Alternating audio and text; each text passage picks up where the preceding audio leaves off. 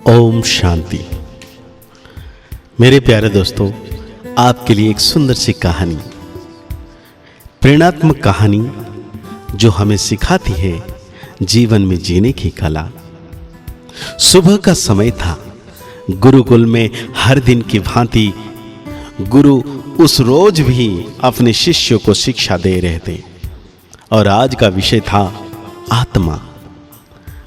आत्मा के बारे में बताते हुए गुरुजी ने गीता का यह श्लोक बोला, जिसका अर्थ है आत्मा को ना शस्त्र छेद सकता है, ना अग्नि जला सकती है, ना जल उसे गला सकता है और ना ही हवा उसे सुखा सकती है। इस आत्मा का कभी भी विनाश नहीं हो सकता और यह अविनाशी है। यह सुनकर एक शिष्य को जिज्ञासा हुई। वो बोला, किंतु गुरुवर, यह कैसे संभव है?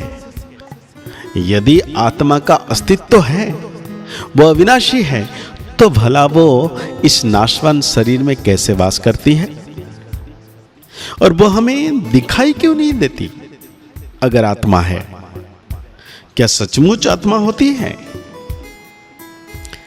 गुरुजी मंद मंद मुस्कुराए और बोले, पुत्र, आज तुम रसोई घर में से एक कटोरा दूध ले आना और उसे सुरक्षित अपने कमरे में रख देना और कल इसी समय वो कटोरा लेकर यहां उपस्थित हो जाना शिक्षा के समय।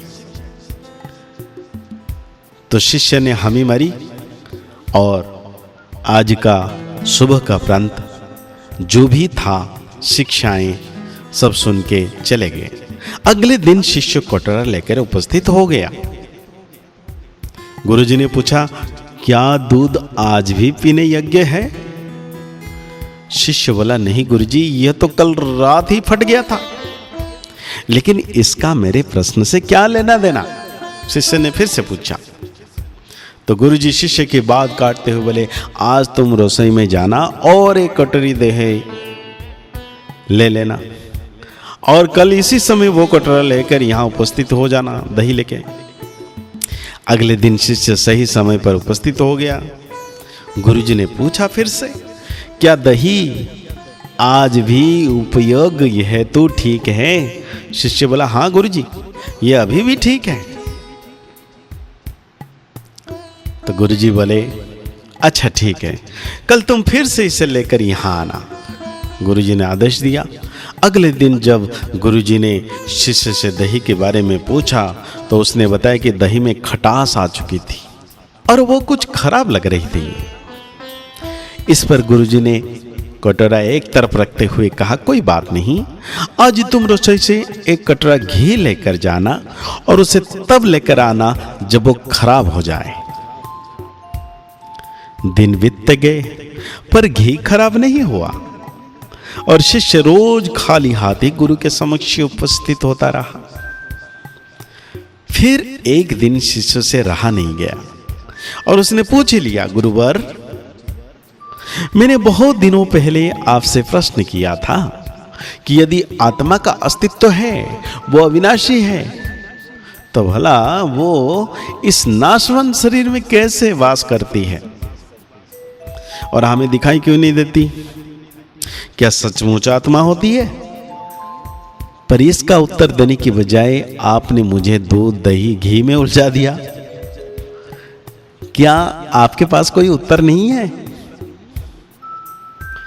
इस पर गुरुजी गंभीर होते हुए बोले, वत्स, मैं ये सब तुम्हारे प्रश्न का उत्तर देने का ही तो प्रयास कर रहा था, तुम समझा ही नहीं।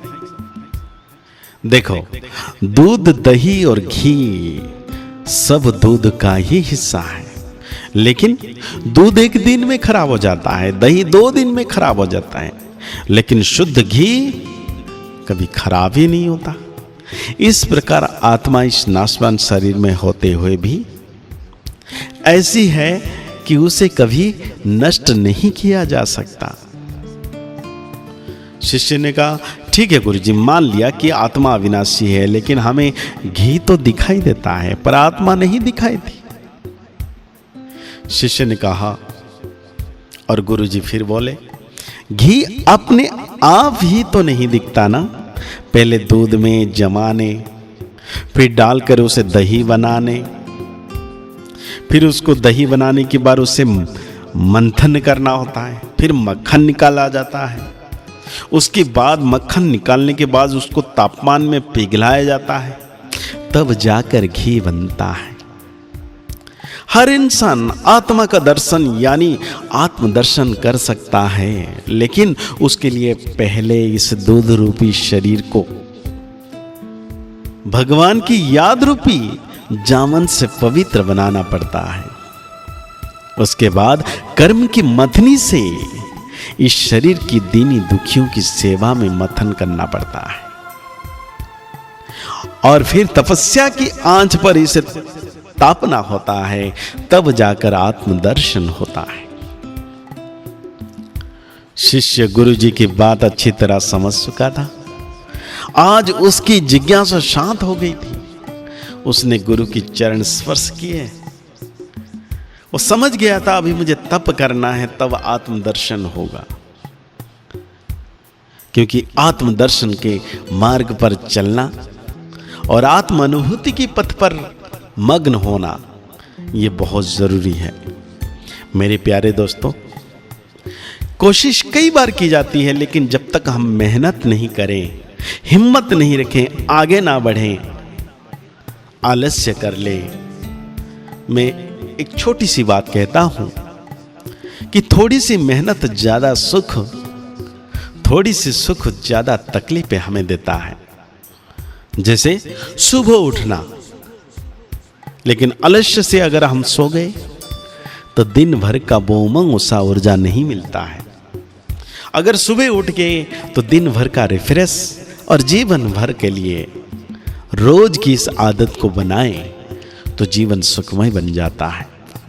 तो इसी प्रकार से प्रभु दर्शन कहो या आत्मदर्शन कहो, उसके लिए त्याग, तपस्या, परमात्मा की याद में रहना पड़ता है। सभी स्वस्थ रहें, खुश रहें, मस्त रहें। ओम शांति, ओम शांति, ओम शांति।